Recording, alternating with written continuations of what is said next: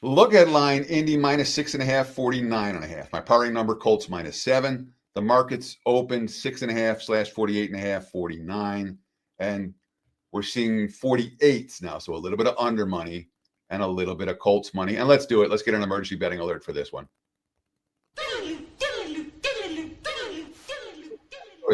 Okay, what you've seen with the Raiders and what I've seen with the Raiders, this is not a team that's going anywhere. All right, their offensive line is a disaster. They're a West Coast team traveling east for an early start game off a devastating loss at home. They're back, they went back east one week and then back to Vegas one week and then back east the next week. Indy coming off a loss. There were some positives from the Raiders yesterday. They had 240 rushing yards. Ashton Genty became the first Raiders rookie with 3 touchdowns in a game since Bo Jackson in 1987.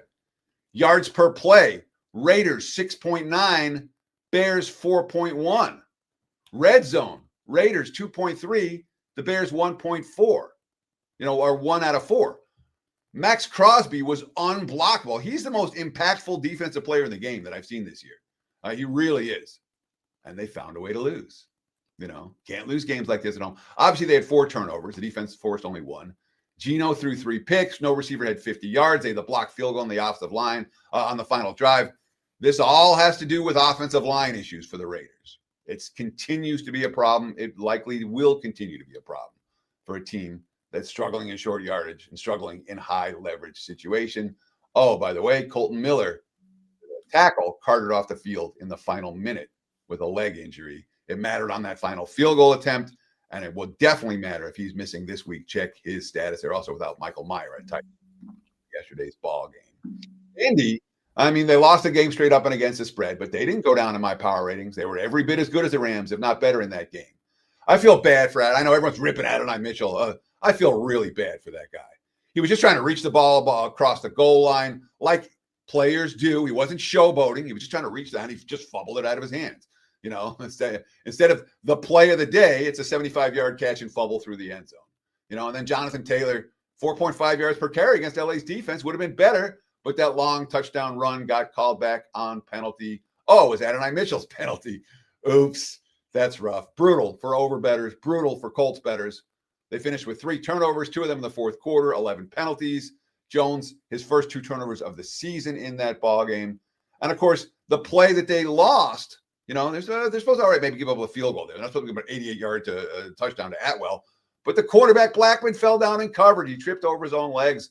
Happens. They didn't give up 462 total yards. That's their most since week 5 of last season. And there are some injuries in the secondary. Cornerback Kenny Moore is hurt. Jalen Jones is on IR. Xavier Howard had a rough game against Puka Nacua. But the Raiders don't have a Puka Nacua on their team. I got to think the Colts take money at 6.5. I would say if you want to bet Indy, do it sooner rather than. We appreciate you guys watching, 3,000 watching it live. I've been doing one form of the opening line report or another for the better part of the last 20 years, 20 football seasons. I've been in Vegas since 98. And with this, this is my best show. This is the show that I put all my effort, my most effort into. And I really appreciate all the support that it's getting. If you like the show, please hit that like button, comment below, tell us what you think. Tell your friends about it. And when you watch live, you're going to get the emergency betting alerts when you can actually use them, which is a positive thing. All right, Teddy, let's go into the Bucs versus the Seahawks. I mistakenly said something nice about the Bucs, so I'd like to take it back here. And I have not been that high on the Seattle Seahawks all year, but talk to me about the rest advantage here for the Seahawks, also about the Bucs playing in 1-score games and what that means for the betting market. I'm not sure that Thursday to Sunday rest advantage, it matters all that much. People talk about it a lot. Some of the talking heads are real intrigued with, they got extra time. If you look at the results, it's basically 50-50. So from a point spread standpoint, it doesn't matter all that much. Seattle, look ahead line, -1.5, total anywhere from 44.5 to 45.5. My powering number, Seattle -2. Last night, we saw 2.5s and 3s. And guess what? Ain't no 3s out there. Ain't no 2.5s out there this morning. They all got bet up. Now we're seeing Seahawks -3. We're seeing Seahawks -3 with juice. The wise guys didn't like Tampa last week. They don't like Tampa this week. And there is perhaps some urgency here. If you like Seattle, the 2.5s are gone. But if you like the Seahawks, I grab a -3 right now, especially we start talking about Tampa Bay's injury report. This is emergency betting alert worthy. Seahawks -3. You've missed already the 2.5s. They're out there for a little while, but this line could easily go to 3.5. I'm seeing 3.5s out there at a couple of books already, and 3 minus juice just about everywhere. Now, the Bucs allowed a blocked punt touchdown, then Mayfield threw an interception. The interception in the end zone cost them the game, but they were -2 turnovers, didn't force any. They went over 2 in the red zone. They allowed 3 touchdowns and 3 red zone tries. That being said, Mayfield has injured biceps. He had 2 great catch and runs at 77 and 72 yards, but other than those 2 big plays, Tampa's obviously didn't do anything. Todd Bowles, quote, obviously he's got to take better care of the ball. Baker will be the first one to tell you that. The pick cost him the game. Mayfield, quote, we talked about starting fast and quite obviously did the opposite. You can't expect to beat a team of that caliber when you start slow like that. They did get Tristan Wirfs back at left tackle. They did get Chris Godwin back, but the injury report is pretty ugly. Mike Evans is hurt. Hassan Reddick is hurt. Jamal Dean, Benjamin Morrison, Greg Gaines, the defensive line, Rashad Wisdom in the secondary. All those guys got hurt in the second half of the game against Philly. That is a concern. And as for Seattle, there's things to like about this team. 155 yards rushing in Arizona. Sam Darnold's 2024 season really was not a mirage. This guy entered the NFL in 2018. He only had 1 previous season prior to last year with a quarterback QBR above 85. Last year, 102 QBR. This year, 106.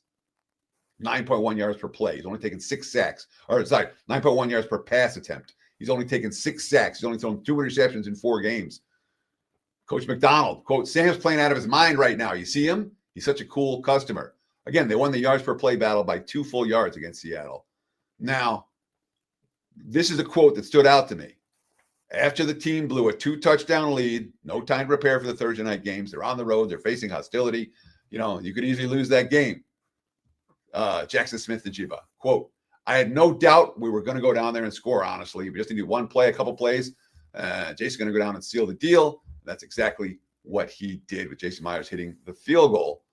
Only the Packers and Browns were allowing fewer yards per play going into last night than Seattle's 4.5. I didn't check this morning. I should have checked before I came on air, but I forgot.